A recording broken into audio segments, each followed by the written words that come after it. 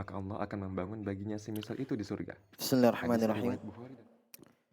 Innal hamdalillahi nahmaduhu ta'ala wa nasta'inuhu wa nastaghfiruh.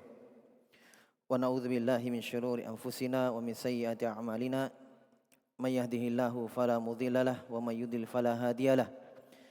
Asyhadu an la ilaha illallah wahdahu la syarikalah wa asyhadu anna Muhammadan abduhu wa rasuluh sallallahu alaihi wa ala alihi wa ashabihi ajma'in, amma ba'd. Ikhwan fiddin rahimani wa rahimakumullah. Alhamdulillah, kita bersyukur kepada Allah Subhanahu wa taala.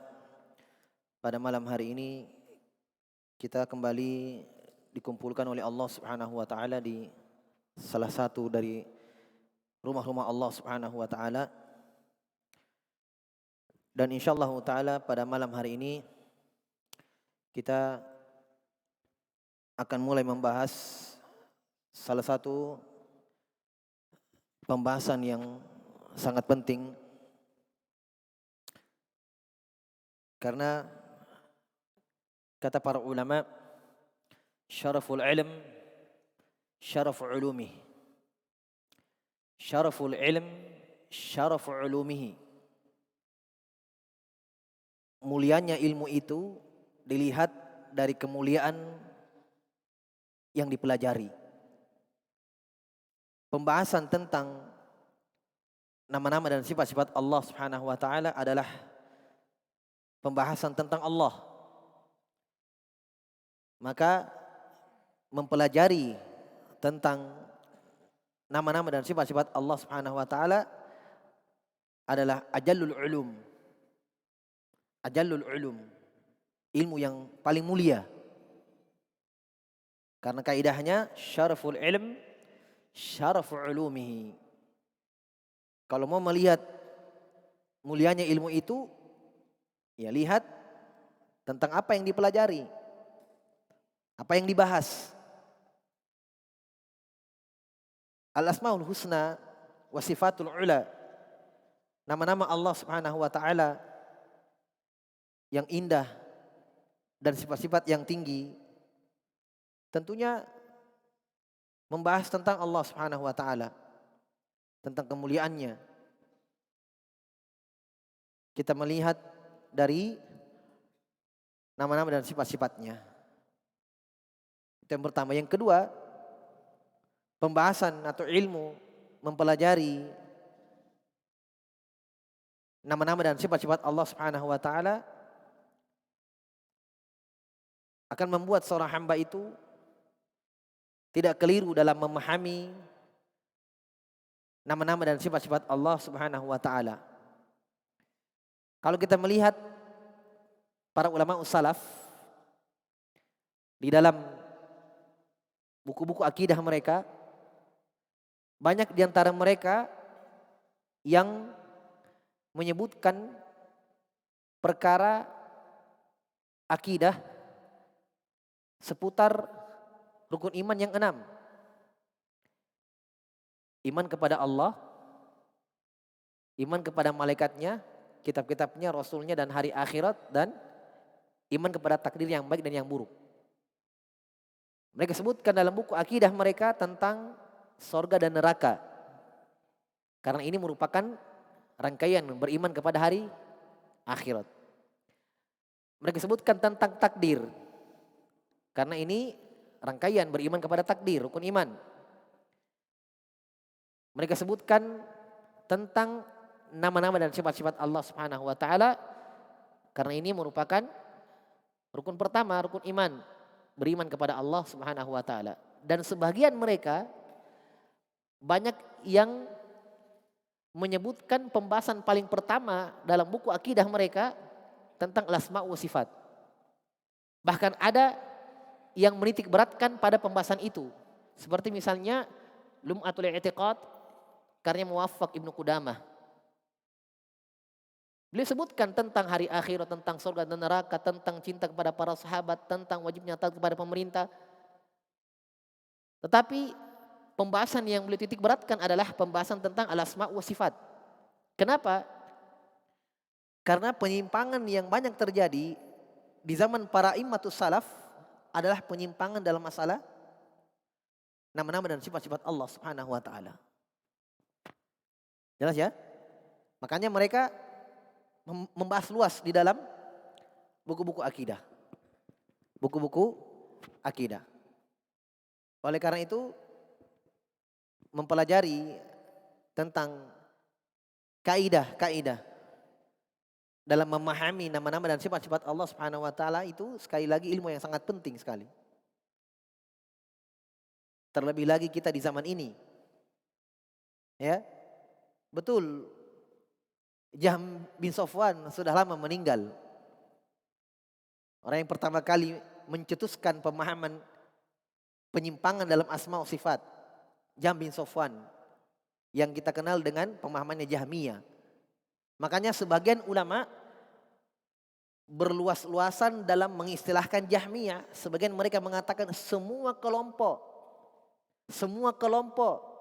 yang tersesat dalam masalah nama-nama dan sifat-sifat Allah dikatakan Jahmiyah. Mau dia Asy'ariyah, mau dia Mu'tazilah, mau dia Maturidiyah, semuanya dikatakan Jahmiyah. Kenapa? Karena mereka semua mengambil akidah mereka dari Jahm bin Safwan. Hanya setelah mempelajari dari Jahm bin Safwan, mereka keluar dari situ, ya, dia kembangkan. Kita lihat misalnya Abul Hasan al-Asy'ari sebelum beliau bertobat rahimahullah taala. Yang dari situlah ada kelompok yang dinamakan Asy'ariyah.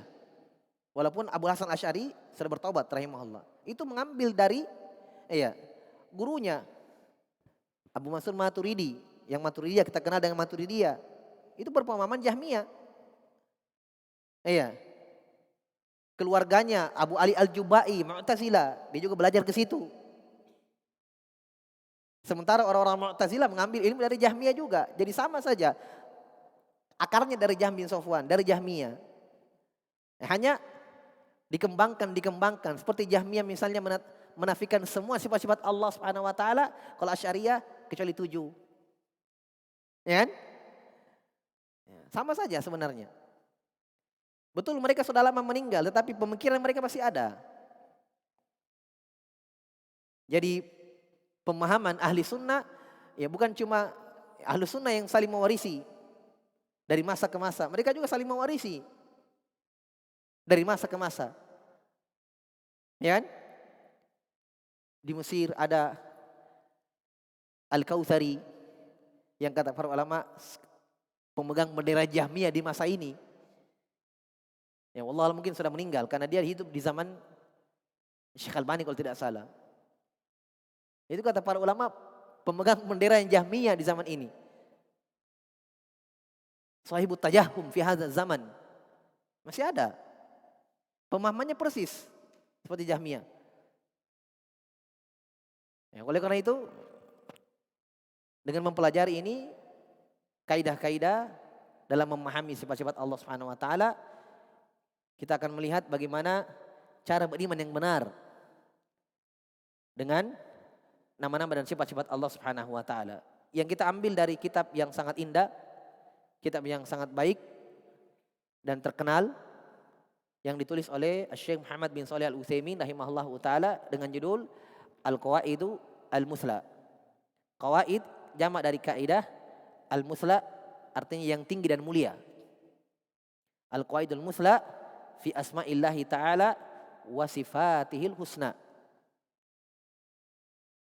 Sebenarnya bukan beliau yang pertama kali menyusun kaidah-kaidah dalam memahami nama-nama dan sifat-sifat Allah. Sudah ada para ulama yang mendahului beliau seperti Ibnu Qayyim dalam kitabnya Sawa'iqul Mursalah misalnya. Demikian pula Syekhul Islam Ibnu Taimiyah, guru dari Ibnu Qayyim juga sebelum sudah menyebutkan kaidah ini. Tapi dalam kitab-kitab mereka di sela-sela pembahasan ketika membantah ahlul bidah, ya sebutkan kaidah-kaidah yang sebenarnya semuanya diambil dari Al-Quran. Paham ya? Hanya dibahasakan ringkas oleh para ulama agar kita para penuntut ilmu mudah mempelajarinya, mudah difahami. Sama dengan kaidah fikih. Ya, sama. Semuanya diambil dari dalil. Al-Quran maupun sunnah. Kaidah-kaidah dalam memahami nama-nama dan sifat-sifat Allah juga diambil dari Al-Quran dan sunnah. Hanya sekali lagi, para ulama jazahumullahu khairan, semoga Allah membalas mereka dan kebaikan, kita dimudahkan. Jadi mereka bahasakan ringkas sekali bahasanya, kaidahnya. Iya. Jelas ya? Seperti misalnya mereka bahasakan kaidah di antara memahami sifat-sifat Allah. Sifatullahi ta'ala, asma'ullahi ta'ala ghairu mahsuratin ala adadin muayyana. Salah satu kaidah di sini nanti kita pelajari nanti, nama-nama Allah Subhanahu wa taala tidak terbatas dalam jumlah tertentu. Bukan 99. Ini kaidah. Jelas ya? Dari mana diambil? Dari hadits Nabi SAW. Nabi mengatakan dalam sebuah hadits, ya, as'aluka bikulli ismin huwalak. Ya Allah, saya meminta berdoa kepadamu dengan nama-namamu yang semuanya itu untukmu. Dan dengan nama-nama, di akhir hadits Nabi mengatakan, awista'tharta fi ilmil ghaibi indak. Atau saya meminta ya Allah dengan nama-namamu yang engkau simpan dalam ilmu gaibmu. Apa yang kita pahami dari ucapan Nabi? Berarti ada nama-nama Allah yang tidak Allah sebutkan dalam Al-Quran dan dalam hadits melalui lisan Nabi SAW. Karena Nabi katakan, saya meminta kepadamu ya Allah dengan nama-namamu yang engkau simpan dalam ilmu gaibmu. Paham? Ulama membahasakan, berarti nama-nama Allah tidak terbatas pada jumlah tertentu. Ya kan? Dimudahkan kita dari dalil. Jadi keliru pemahaman orang yang membatasi nama Allah 99. Keliru. Nanti akan ada di dalam pembahasan ini. Nabi mengatakan, dan nama-namamu ya Allah yang kau simpan dalam ilmu gaibmu. Berarti ada nama-nama Allah yang tidak disebut. Nah, dari mana kita batasi jumlahnya 99? Ada hadits Nabi menyebutkan jumlah, tapi bukan pembatasan.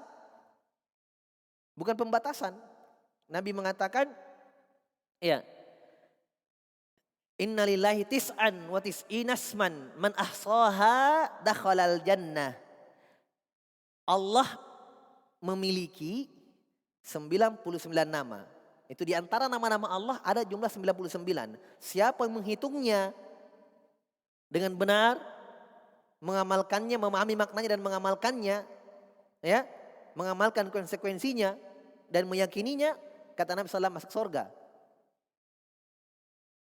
Tidak ada pembatasan. Nabi tidak mengatakan sungguh nama-nama Allah hanya 99. Nabi tidak mengatakan seperti itu. Tapi sekian banyak dari nama-nama Allah, ya, yang kita tidak tahu jumlahnya, ada 99 ini.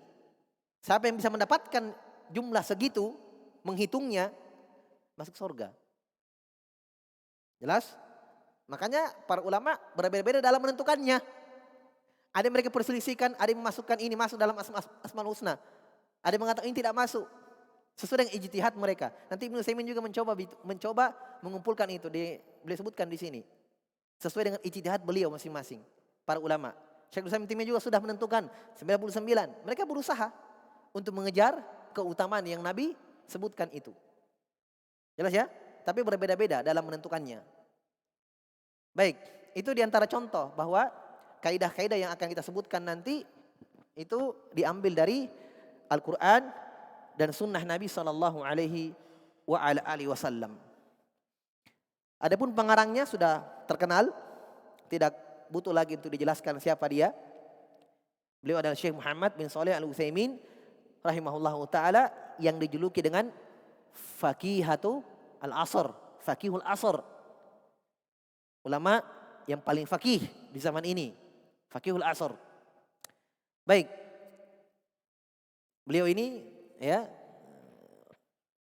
dari tulisan-tulisannya dan karangan-karangannya jelas bahwa beliau menguasai seluruh bidang. Bukan cuma fikih saja. Beliau punya syarah Mustalah Al-Hadits. Beliau punya syarah Sahih Muslim. Beliau punya kitab tafsir.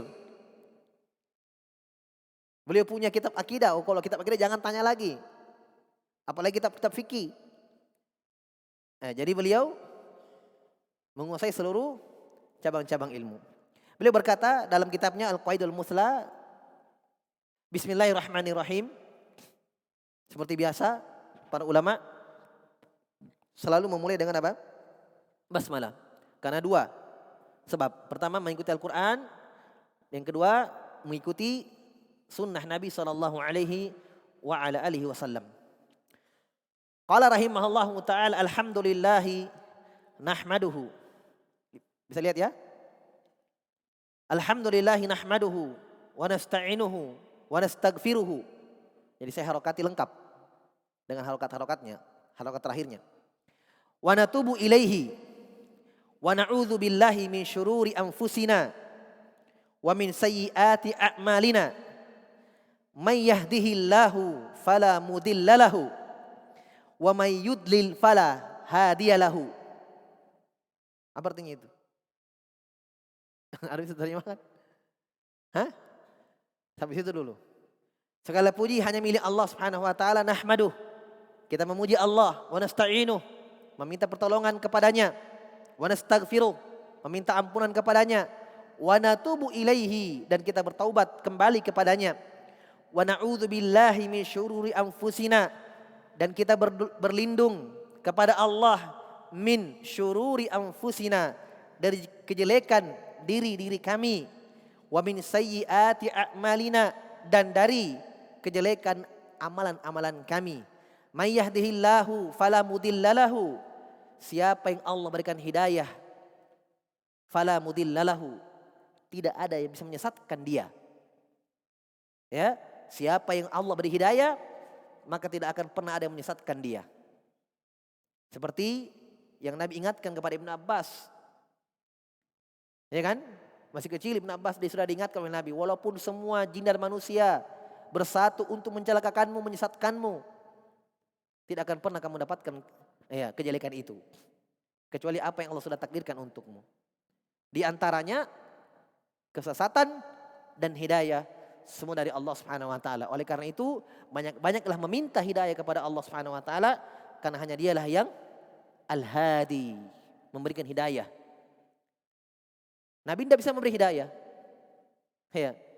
Innaka la tahdi. Iya. Man ahbabta walakinna Allah yahdi man yasha. Engkau wahai Muhammad tidak bisa memberi hidayah kepada siapa yang engkau kehendaki. Ini hidayah di sini bermakna apa? Hidayah ilham wa taufiq. Ada ayat yang lain. Innaka latahdi ila siratim mustaqim. Engkau yang Muhammad sungguh memberi hidayah ke jalan yang lurus. Kadang orang bingung bacanya. Ini ayat yang pertama, kata Allah, kamu wahai Muhammad tidak bisa berhidayah. Ayat yang kedua yang saya baca, kamu wahai Muhammad sungguh memberi hidayah ke jalan yang lurus. Bingung dia. Ya, jawabannya kamu yang bingung. Hidayah itu ada dua. Ya, ada hidayah bermakna taufik dan ilham. Nah, ini dari Allah Subhanahu wa taala. Iya, yang kita katakan sering, tidak bisa. Biar kita apakan itu tidak bisa. Hidayah di tangan Allah. Itu hidayah bermakna apa? Taufik. Adapun hidayah bermakna al-irsyad wal bayan. Hidayah bermakna memberikan penjelasan, petunjuk, dijelaskan yang benar dan yang salah. Itu semua orang bisa berhidayah, bukan cuma Nabi. Ya, inilah yang ditetapkan untuk Nabi. Wa innaka latahdi ila siratim mustaqim. Engkau wahai Muhammad sungguh memberi hidayah ke jalan yang lurus. Al-Quran juga dikatakan memberi hidayah. Inna hadzal Quran yahdi lillatihi aqwam. Al-Quran memberi hidayah ke jalan yang lurus. Ali bin Abi Thalib juga diberikan dijelaskan oleh Nabi juga memberi hidayah, bisa berhidayah. Kata Nabi SAW kepada Ali bin Abi Thalib ketika diutus ya di perang Khaybar. Apa kata Nabi? La ayyahdiyallahu bika rajulan wahidan khairun laka min humrin na'am. Wahai Ali, seseorang mendapatkan hidayah dengan melalui kamu. Berarti Ali bin Abi Thalib bisa berhidayah. Hidayah bermakna apa ini? Irsyad wal bayan, penjelasan. Paham ya? Kata Nabi SAW, seorang dapat hidayah melalui kamu wahai Ali bin Abi Thalib, itu lebih baik untukmu daripada unta merah. Jadi perhatikan ya, di sini Beliau berkata dalam muqaddimahnya, "May yahdihillahu fala mudhillalah." Siapa yang Allah beri hidayah, taufik, atau ilham, maka tidak ada yang bisa menyesatkan dia. Kebalikannya, wa may yudlil fala hadiyalahu. Siapa yang Allah sesatkan, fala hadiyalah, maka tidak ada yang bisa berikan petunjuk baginya. Tidak ada yang bisa berikan petunjuk baginya. Wa asyhadu an la ilaha illallah wahdahu la syarika lahu wa asyhadu anna Muhammadan abduhu wa rasuluh sallallahu alaihi wa ala alihi wa ashabihi wa man tabi'ahum bi ihsanin wa sallama taslima. Kita sudah jelaskan dulu ya bahwa salawat, makna salawatnya Allah Subhanahu wa taala kepada Nabi adalah pujian Allah kepada beliau di atas langit, di depan para malaikat. Sana'uhu fil malail a'la. Adapun salawatnya malaikat kepada Nabi adalah istighfar dan rahmat, memintakan ampunan dan rahmat. Adapun salawat umat untuk dari umat kepada beliau, maknanya apa? Doa agar salawat Allah tercurah kepada beliau. Jadi masing-masing maknanya beda. Kalau salawat Allah, yang Allah berfirman dalam Al-Quran, innallaha wa malaikatahu yusalluna 'alan nabi ya ayyuhalladzina amanu sallu 'alaihi wa sallimu taslima. Jadi Allah memulai dari dirinya dulu. Allah bersalawat, malaikat bersalawat, wahai orang-orang beriman, bersalawatlah untuk nabi kalian. Jelas ya? Jadi kalau Allah bersalawat maknanya pujian kepada nabi. Malaikat bersalawat memintakan ampunan dan rahmat. Sebagaimana dalam hadis, malaikat bersalawat kepada orang yang tinggal di masjid menunggu sholat setelahnya. Apa salawatnya malaikat? Kata Nabi SAW, Allahumma ghafir lahu warhamhu. Ya Allah, ampunilah dia, rahmatilah dia. Adapun salawatnya umat Nabi SAW kepada beliau adalah doa kepada Allah Subhanahu wa taala. Kemudian di sini jelaskan sallallahu alaihi wa alihi. Saya sudah pernah jelaskan ali ya. Alu, apa artinya alu? Keluarga. Asalnya keluarga, ya. Ahlul bait. Keluarga beliau yang ahlul bait. Tetapi kadang diitlakkan juga alu adalah umat yang mengikuti beliau dengan baik dan para sahabat. Makanya kalau selawat seperti ini, perhatikan. Ada alu disebut, ada ashab, dan ada waman tabi'ahum bi ihsan. Paham? Berarti alu di sini bermakna keluarga, bermakna ahlu. Paham?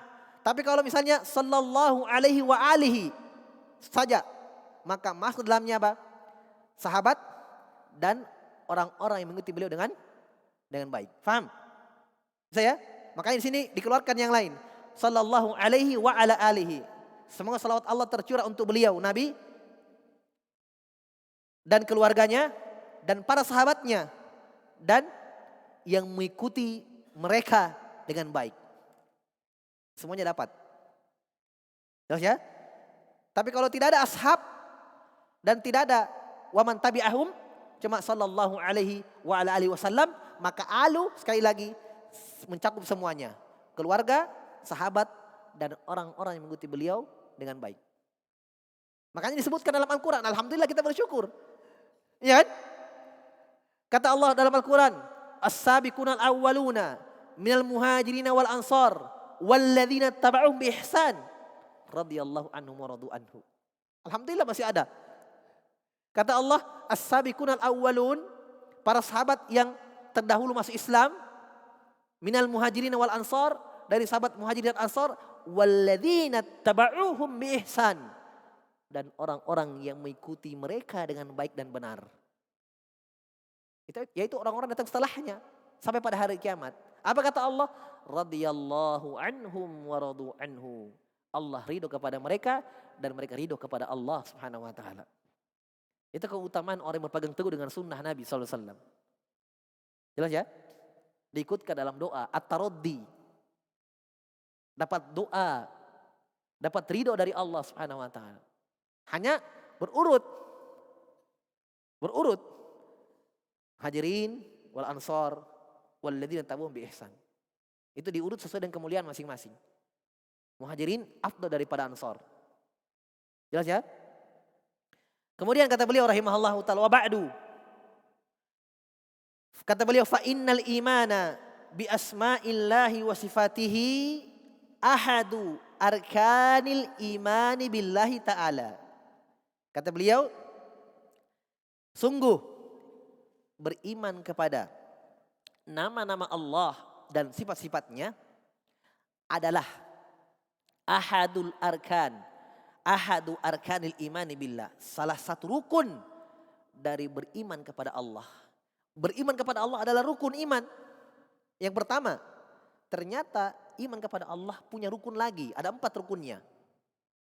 Ya. Beriman kepada al-wujud. Pertama. Beriman kepada Allah. Yang pertama diimani apa? Bahwa Allah itu ada. Kedua, beriman dengan rububiyahnya. Beriman dengan uluhiyahnya. Dan al-asma'u wa sifat. Makanya beliau ingatkan di sini. Bahwa beriman kepada nama-nama Allah dan sifat-sifatnya adalah salah satu rukun beriman kepada Allah. Wahiyya al-imanu biwujudillah. Biwujudillahi ta'ala. Apa rukun iman itu kata beliau? Yaitu beriman kepada al-wujud. Bahwa Allah itu ada. Semua wujud. Ya, kita mau wujud. Semua yang ada ini wujud. Mawujud, ada. Allah juga ada. Paham ya? Nah, disinilah kesesatan orang Jahmiyah. Dia tolak semua sifat-sifat Allah. Allah tidak mendengar, Allah tidak memiliki tangan, Allah tidak memiliki wajah, Allah tidak melihat. Semua sifat-sifat ditolak. Kecuali satu. Allah itu ada. Kata Jahmiyah, Allah mawujud. Coba bilang tidak ada. Tidak berani juga mereka mengatakan Allah tidak ada. Karena mereka yakin ada pencipta. Fir'aun saja yakin kok. Iya kan? Hanya karena kesombongannya dan kecongkakannya tidak mau beriman. Tapi dia yakin dalam hatinya. Sekupur-kupur manusia yakin ada pencipta. Tidak ada yang menolak itu. Nah, disinilah pertentangannya Jahmiyah. Diyakini Allah itu ada. Tapi sifat-sifatnya tidak ada. Sementara akal, memahami akal yang sehat itu paham bahwa segala al-mawjud, segala yang ada, punya sifat masing-masing. Bertabrakan mereka di situ. Ya kan? Nggak bisa mereka. Ya.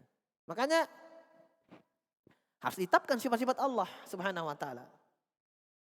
Baik. Jadi al-wujud yang pertama, yang kedua, wal imanu birububiyatihi. Beriman dengan rububiyahnya. Maksudnya apa?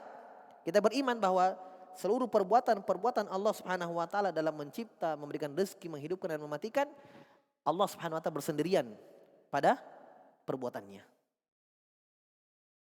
Jadi itu mentauhidkan Allah dalam rububiyahnya. Yang ketiga, al-imanu bi uluhiyati, yaitu meyakini hanya Allah yang berhak untuk disembah. Yang keempat, wal imanu bi asma'ihi wa sifatih. Beriman dengan nama-nama dan sifat-sifatnya. Bagaimana ini mentauhidkan Allah dalam nama-nama dan sifat-sifatnya?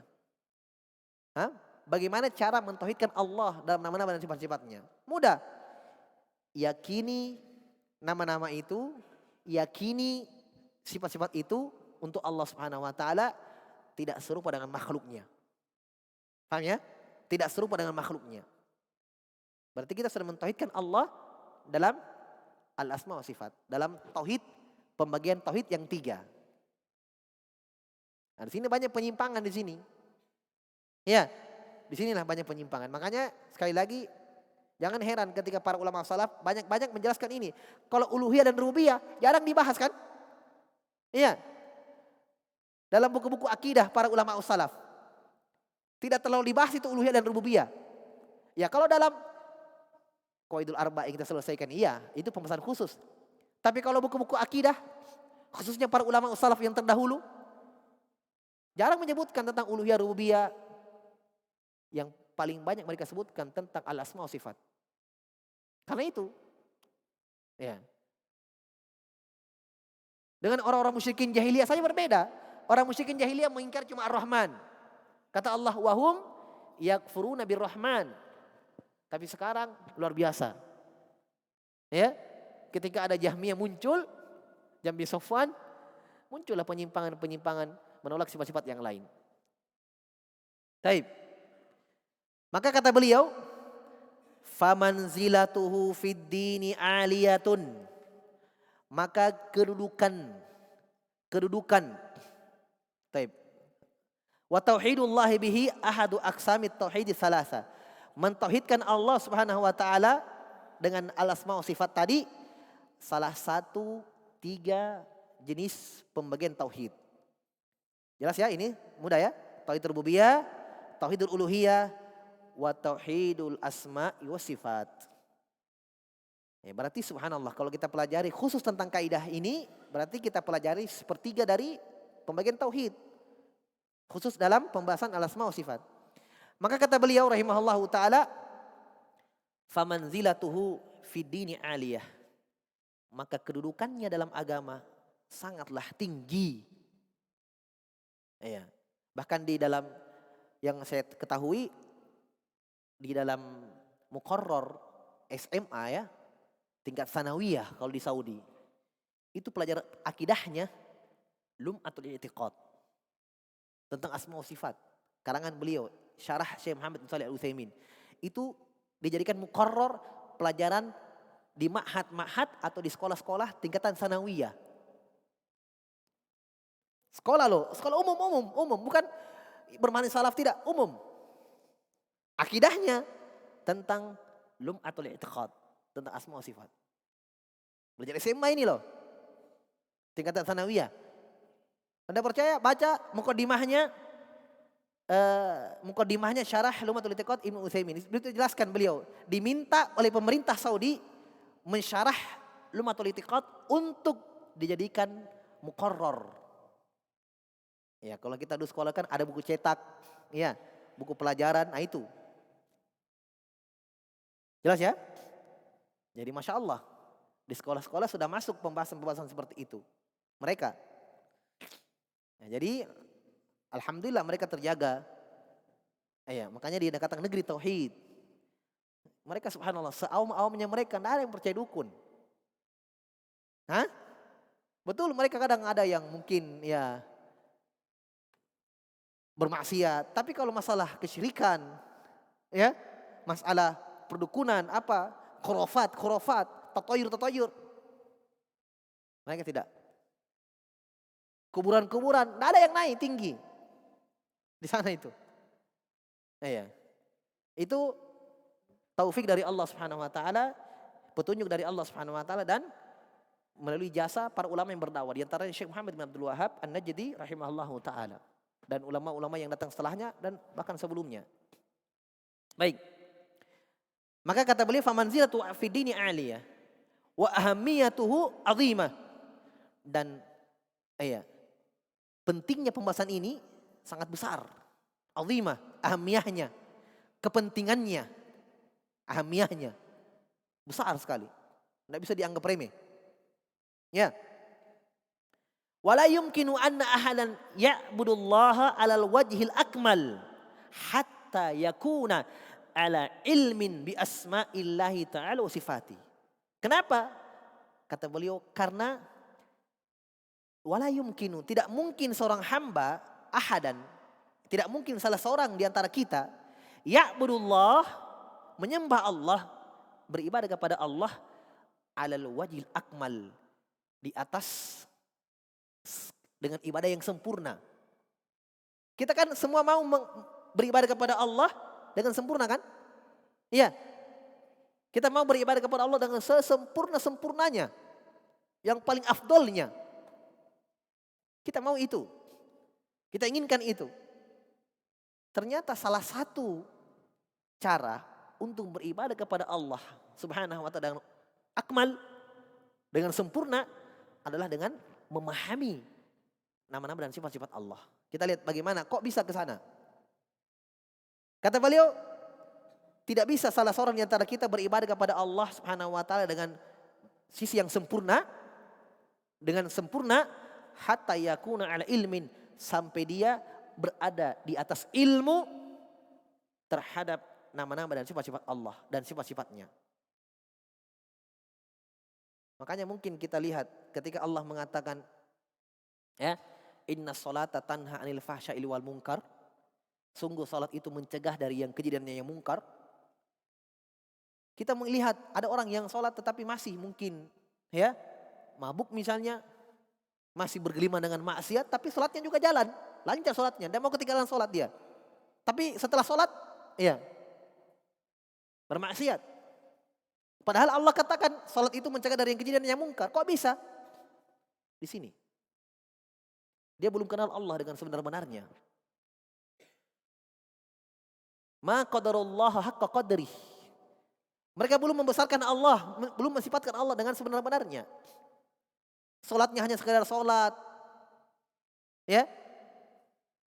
Tidak menghadirkan kekhusyuan di dalam salatnya. Belum paham tentang ayat-ayat yang dia baca, sekedar baca saja. Sulit untuk sempurna ibadah itu. Jelas ya? Kata beliau, liya'budahu ala basirah, agar dia beribadah kepada Allah di atas basirah, di atas ilmu. Lihat bagaimana, ini rahasianya ini faedah penting. Karena Allah berfirman, walillahil asmaul husna fad'uhu biha. Perhatikan. Allah berfirman, Allah memiliki al-asmaul husna, nama-nama yang indah. Apa kata Allah? Fad'uhu biha. Beribadalah dengannya. Biha, hak kembali kepada asma'u was sifat. Perhatikan, dalam ayat ini Allah perintah kita menyembah Allah, beribadah kepada Allah dengan nama-namanya. Bagaimana itu kita beribadah kepada Allah dengan nama-nama dan sifat-sifatnya? Lihat, kita diberi ilmu oleh Ibnu Utsaimin rahimahullah. Wa hadza yashmalu du'a al-mas'alah wa du'a al-ibadah. Dan ini mencakup doa masalah dan doa ibadah. Kan Allah katakan tadi, fad'uhu biha, berdoalah dengan nama-nama itu. Ya, fad'u, doa. Setelah Allah sebutkan Allah memiliki nama-nama yang indah dan sifat-sifat yang indah, kata Allah, berdoalah dengan nama-nama itu. Doa dalam pengertiannya ada dua. Ada doa masalah, doa permintaan, dan ada doa ibadah. Pertama, doa masalah, apa yang kita banyak pahami. Ya Allah berikan saya rezeki, ya Allah berikan saya keturunan, ya Allah berikan saya, tambahkan saya ini, ya Allah berikan saya. Ini doa masalah, doa permintaan. Faham? Nah sekarang kita praktekkan doa makna pertama, bagaimana berdoa dengan doa masalah dengan nama-nama Allah? Syekh jelaskan. Fadu'aul masalah, doa masalah, kita praktekkan, kita aplikasikan firman Allah. Allah memiliki nama-nama yang indah dan sifat-sifat yang indah. Doalah dengan nama itu. Doa masalah, meminta. Berarti kita diperintah oleh Allah meminta dengan nama-namanya. Bagaimana itu? Kata beliau, antuqaddima baina yaday matlubik min asma'illahi ta'ala ma yakunu munasiban. Misla an taqula ya ghafuru ikfirli, ya rahimu irhamni, wa ya hafidhu ihfatni, wa nahwa dhalik. Engkau beribadah kepada Allah, berdoa kepada Allah dengan nama-namanya adalah engkau dahulukan, antuqaddima, kamu dahulukan di depan permintaanmu. Matlub, apa yang kamu minta? Kamu dahulukan di depan permintaanmu apa? Nama-nama Allah yang yakunu munasiban, yang sesuai dengan semisal apa yang kamu minta. Contoh, kita minta ampunan, panggil Allah, namanya yang cocok, ya Ghafur Ighfirli, wahai engkau yang apa? Mengampuni, ampunilah saya. Jangan ya Rozak Ighfirli. Nah cocok kan? Rezeki, ya minta ampunan, kurang cocok. Dan ini kata para ulama diantara adab yang tinggi di depan Allah. Ini adab dalam doa, bahkan kata para ulama salah satu sebab dikabulkannya doa. Ya kan? Karena kita puji-puji Allah dulu. Makanya suratul Fatihah pujian dulu. Alhamdulillahirabbil alamin, arrahmanirrahim, maliki yaumiddin. Untuk Allah semua. Iyyaka na'budu wa iyyaka nasta'in, untuk Allah. Permintaannya ihdinas siratal mustaqim, itu untuk kita. Kata Allah, kita baca Al-Fatihah pas di ihdinas siratal mustaqim, walil abdi masa'al, untuk hambaku apa yang dia minta. Sebelumnya apa? Puji-pujian. Itulah ikhwas sekalian yang namanya tawassul yang benar. Yang disyariatkan, itu dia. Menjadikan nama-nama Allah perantara doa kita. Itu tawassul yang benar. Paham ya? Contoh lain, ya Rahimu irhamni. Wahai engkau yang maha merahmati, irhamni.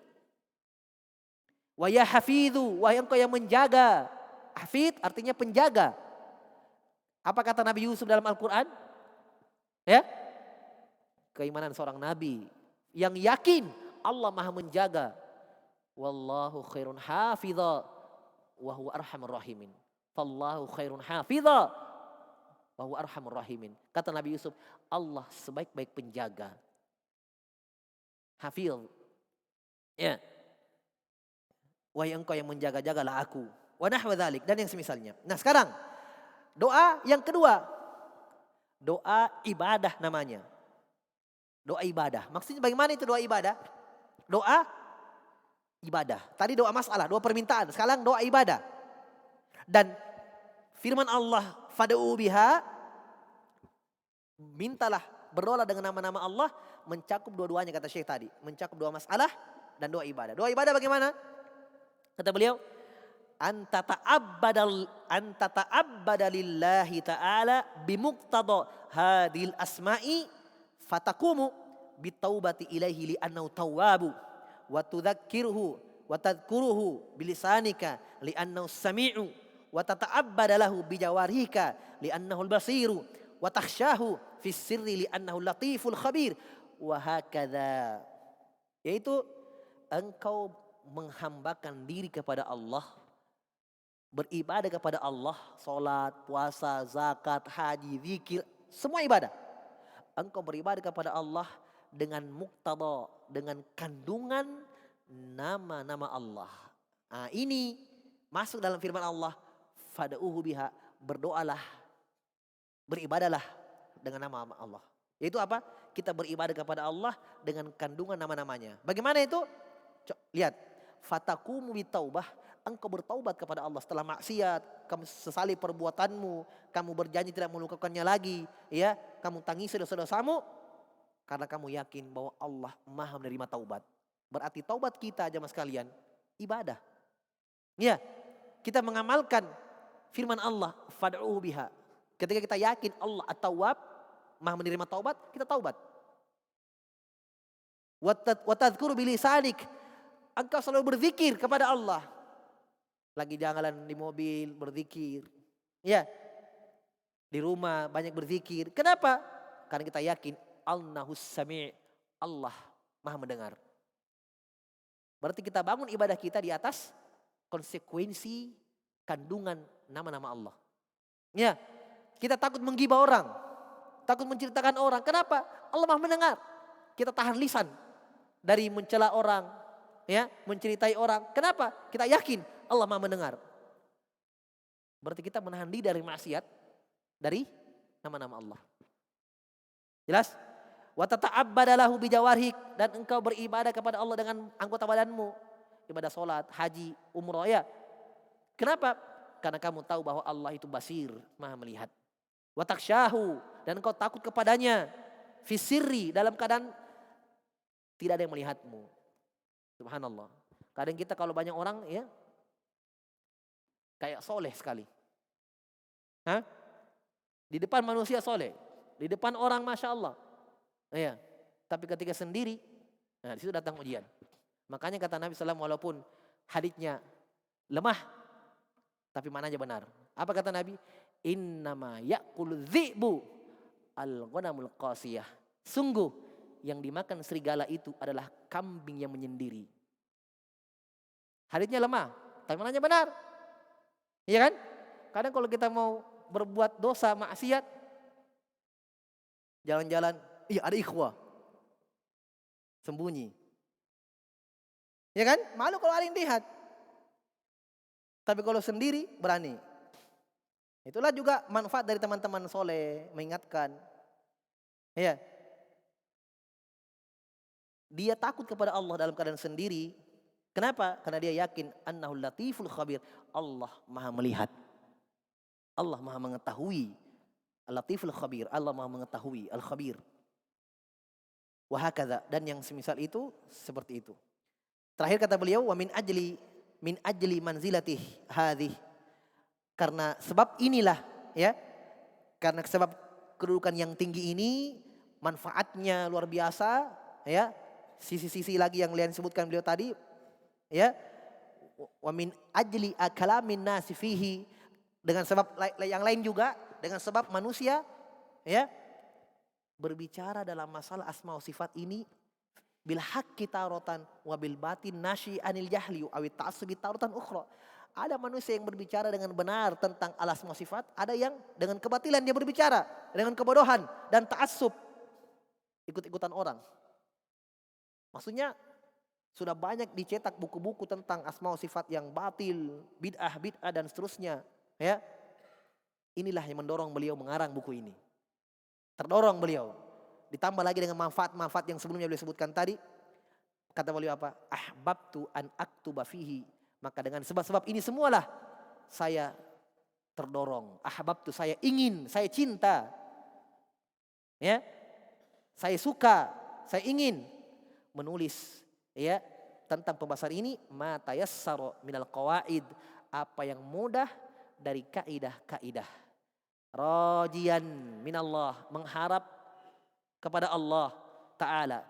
Ayyaja'ala amali, agar Allah menjadikan amalanku ini khalisan liwajhi, ikhlas hanya mengharap wajah Allah. Muwafiqan limardatih, dan sesuai dengan ridho Allah Subhanahu wa taala. Nafi'an liibadih, dan bermanfaat untuk hamba-hambanya, dan sangat bermanfaat buku ini.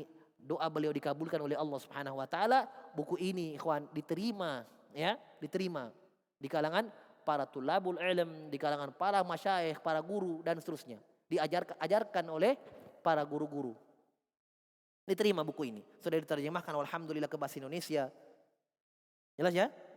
Kata beliau, samaituhu al-qawaid al-musla fi sifatillahi ta'ala wa asma'ihil husna. Saya namakan buku ini al-qawaidul musla, al-qawaid al-musla, kaidah-kaidah yang indah dalam sifatillahi ta'ala, dalam sifat-sifat Allah dan nama-namanya yang indah.